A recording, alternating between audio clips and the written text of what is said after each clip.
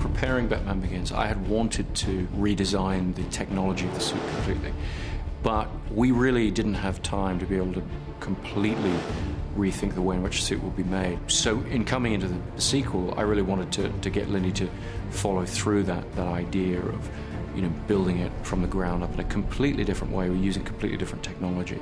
We just set about redesigning the suit as a much airier, much more modern, much more subtle piece of equipment, like a suit of armour, instead of a rubber suit. A lot of their ideas are based on high-tech sportswear, sort of motorcycle protection being one of the key things. Chris wanted to bring in this flexibility, so we developed armoured plates that would allow a sort of crumple zone between those armoured plates and allow him more movement. Bruce is a highly evolved guy. He's made himself so, and he's constantly looking for innovative things and learning from his experiences as the Batman. He's evolved and realized that he needs to make some modifications and continually upgrade the suit. It had tremendous bulk, and it allowed him to be able to withstand bullets and knives and sharp instruments, but it lacked flexibility. We took the reasons we had redesigned it, the increased flexibility, the speed, the maneuverability, all these things, and we put those into the story. We wanted to give, and I'd been looking for the story reasons for redesigning the suit, and then it occurred to me it's actually very simple. We just would have it be the real reason we did redesign it, which is he wants to be able to move faster and more flexibly. That's what we put into the story. My armor carrying too much weight. I need to be faster. Bruce very much wanted to be able to see the movement of the head, which has actually never happened with any of the Batman movies. It's always been that he's had to move his shoulders to be able to see. And on this film, we've achieved it by dividing the head cowl from the neck. So the suit comes up and the neck is part of that. And the neck is now not like those great big rubber pillars that went down either side. It's actually like a human neck shape now, but just all balanced together. Protection runs around the neck so that you can compress your vertebra and turn from side to side. Chris and Lindy, they liked the sculpt of the cowl. That's exactly as it was before, although its profile is changed. And the cape remains the same because Chris always wanted it to be a very functional garment. As you know, Batman uses it to glide through the city. I mean, any number of uses. The belt remains the same, although the gadgets change. You know, he's constantly modifying his utility belt, putting things on it he thinks he might have use for. He has the mangler, which gives the perception that he has almost unlimited force in his hands.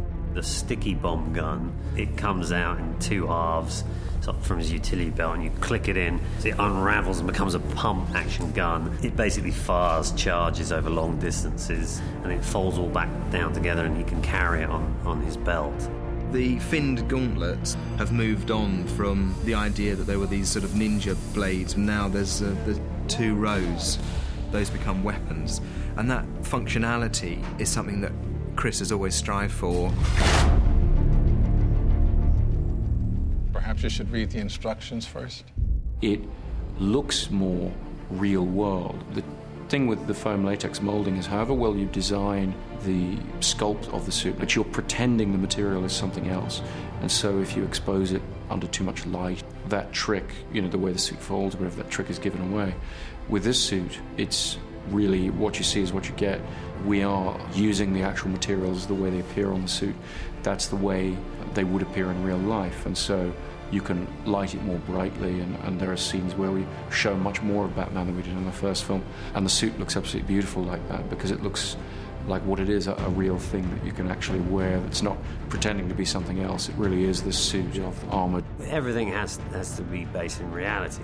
The technology we give to Batman has to, in some form, be available, can't be make-believe. You know, Batman doesn't have any superpowers except his money. So he can develop anything he wants so long as it's grounded in some form of reality. The basic idea behind the Batpod, as I pitched it to Nathan Crowley, the production designer, was that it be sort of an anti-aircraft gun on wheels, not so much a motorbike as something other. So we built models, eventually built a full-size mock-up in my garage, where we do a lot of our very early pre-production work. We showed it to Chris Corbell, who asked, can you try and find a way to make this thing drivable, because we knew we were going to have to find a way to do this bike for real. And I just said, you've got to be joking. You've got to be joking. It was the most weird, bizarre-looking thing ever.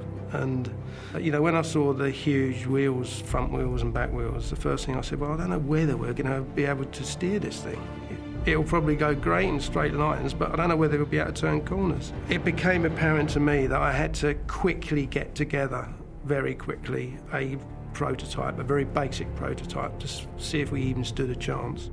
Because it came out of the Batmobile, it allowed us much more of a functional machine, and that's what gave it styling. Just the way that when you pull out the front axles or the front suspension of the Batmobile, what kind of shapes does that give you? That's where we started. Just the drivetrain for it was completely unusual. It was the usual clash of engineering versus design, and we want to keep the look of it, otherwise there's no point in making it. You know, the engine is quite well hidden. We had to come up with lots of different ideas, like the whole chassis of the Batpod is actually the exhaust, so we didn't see an external exhaust. We used the chassis as the exhaust system, and the radiators are foot pads. You know, all these things that change a normal motorbike into what the Batpod became. And it's not like a normal motorbike where you sit on it upright.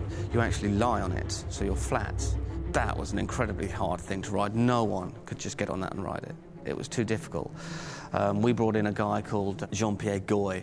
He came in and he worked really closely with Chris Corbell and his team on the bike, developing it from ground up. So there wasn't one bolt of that bike that was standard. And they just kept working and tweaking and talking to each other, and fantastic engineering. And eventually they got the bike to do a hell of a lot that we didn't expect it to be able to do.